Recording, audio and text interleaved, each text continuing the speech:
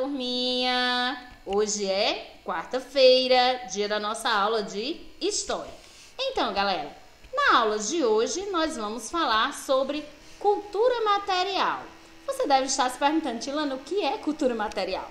Então, vocês conhecem esses objetos aí?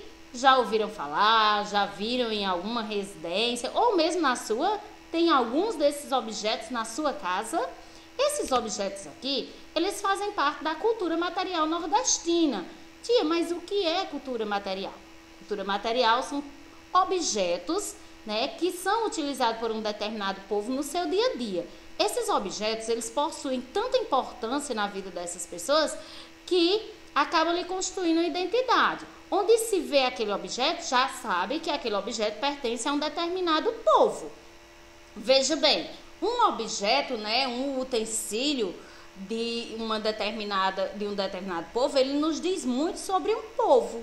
Olha só, nós temos aqui nessa imagem um jumentinho carregando ancoretas. O que é que essa imagem nos diz sobre o povo nordestino, sobre a região Nordeste? Que é uma região de difícil acesso à água, que precisa ir buscar água muito longe, por isso utiliza-se os animais e as ancoretas. Aí chega em casa e vai armazenar onde? Nos potes. Lógico que esses objetos que fazem parte da cultura material, eles vão se modificando ao longo do tempo.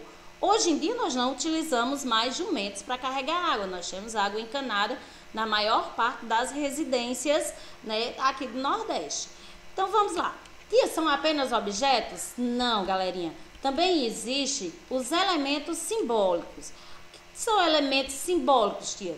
São alguns objetos que possuem uma simbologia, no imaginário de um povo. Por exemplo, esse chapéu aí. Não é comum você ver todos os dias pessoas utilizando esse chapéu, mas quando você vê esse chapéu, você vai lembrar de quê?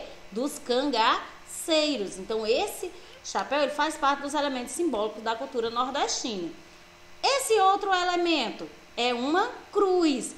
Ele é um objeto sagrado para quem? Para todo mundo? Não, apenas para os povos, praticantes da religião cristã. Apenas para os adeptos do cristianismo. As pessoas que não acreditam, que não seguem a Cristo, então esse objeto não tem significado nenhum. E, por último, uma gata amamentando, tia? Para mim, isso aí não tem significado nenhum.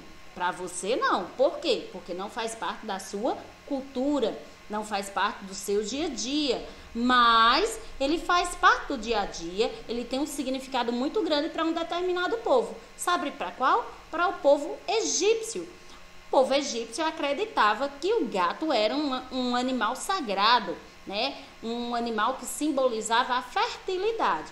E por isso, fizeram essa estátua de bronze para poder edificar e materializar esses elementos simbólicos da cultura egípcia. Então, os elementos simbólicos, os objetos que vão fazer parte da cultura material, elas vão variar de acordo com a cultura, com o tempo, com as crenças de um determinado povo. Por exemplo, você ouviu alguém aqui utilizar uma embarcação como essa? Você sabe o nome dessa embarcação? O nome dessa embarcação, ela recebeu o nome de galés. E o que é um galés, tia? Não, tia, eu nunca nem vi. Então, o galés, ele tem um significado muito forte para a sociedade egípcia. E eu nunca nem ouvi falar nessa sociedade. Sabe por quê? Porque ela fica muito longe daqui. Ela se localizou, antigamente, na Idade Antiga, lá onde hoje é o Oriente Médio, entre a África e a Ásia. Era uma região que ficava entre montanhas e que fazia fronteira, era uma região litorânea, fazia fronteira com o mar Mediterrâneo. Como eu falei para vocês, essa região ela enfrentava algumas dificuldades, então que acabava dificultando a vida dos povos que viviam nesse local. Quais eram as dificuldades? A Fenícia ela se localizava num terreno muito montanhoso. Então, era praticamente inviável, impossível praticar agricultura, que era a base da economia naquela época.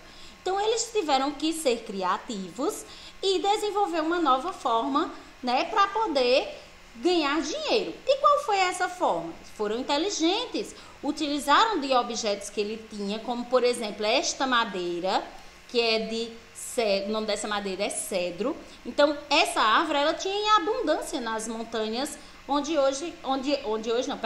era a Fenícia. E aí eles utilizavam essa madeira, fizeram embarcações, se aproveitaram da região litorânea por ficar próximo ao mar e foram fazer comércio com outros povos, foram vender e comprar produtos. E é por isso que as galés, elas constituem patrimônio cultural e material do povo fenício. Legal, né?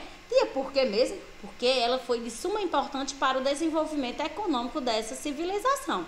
Muito interessante essa nossa aula de hoje, né? Até a próxima aula, galerinha. Bons estudos!